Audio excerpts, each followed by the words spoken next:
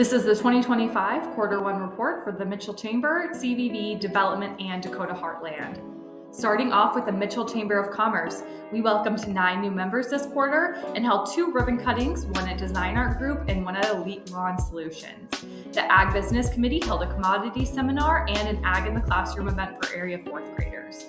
Government Affairs had 3 Leadership Mitchell sessions this quarter, one on business, industry, and city-county government. In February, we went to Mitchell Day at the legislature in Pierre, and in March, we had technology, education, and boardmanship. We also held a District 20 legislative forum, coffee with legislators, State of the Schools luncheon, and a Cracker Barrel. For Connect Mitchell, we held 3 First Friday coffees, one at American Family, one at Mitchell United Way, and one at My Place Hotel. The Community Concierge hosted newcomer events this quarter. In January, they went to Palace City Brewing Company.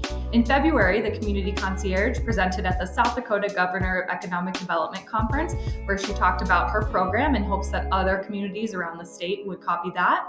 In March, they attended Footloose Dinner Theater. We also hosted a chamber recognition event, a lunch and learn with creative advantages, and Journey to Success. Moving on to the Mitchell Convention and Visitors Bureau. We received the 2024 visitor spending data from the state.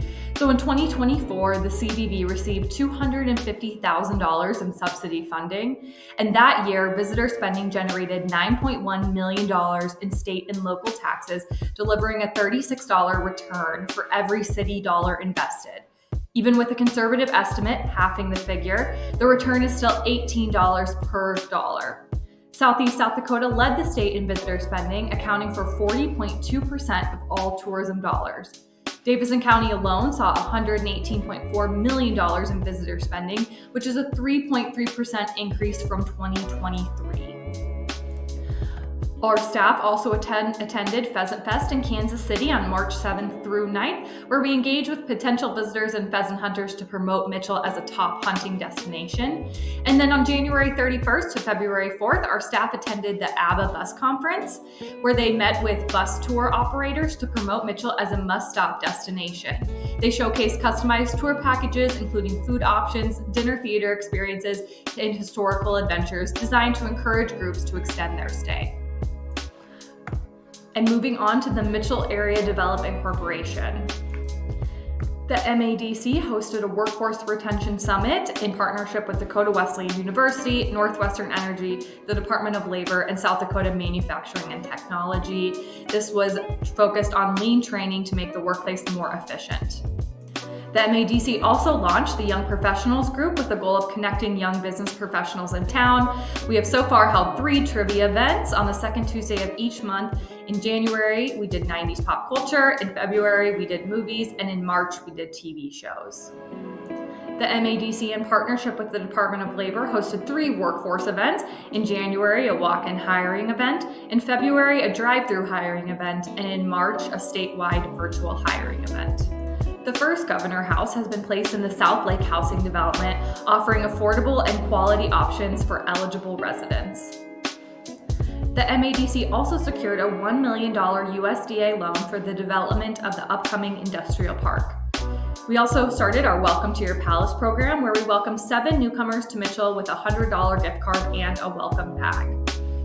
The MADC worked with High Plains Processing and the DOT Railroad Board to save almost 33% in interest due to a new rate from the South Dakota Rail Authority.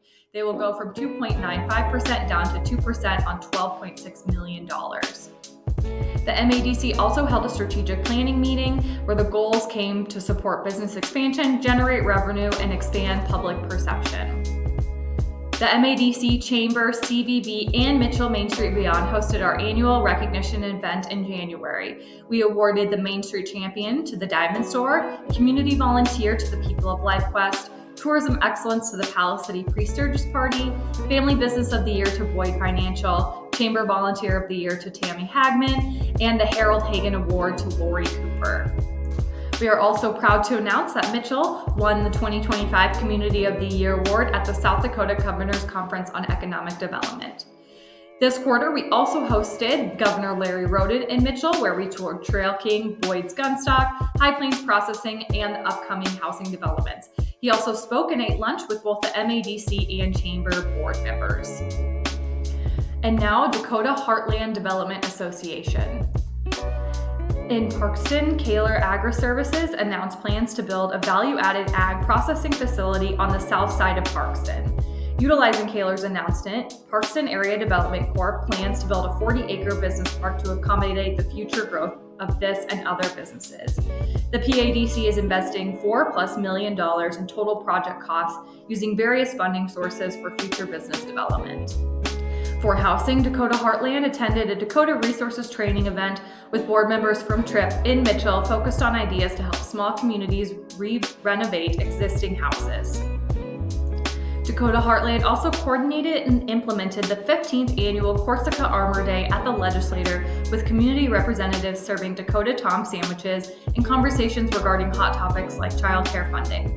Governor Roden addressed economic developers from across the state regarding economic development issues and his vision for the future of South Dakota during the Economic Development Professionals Association at the Legislature in February.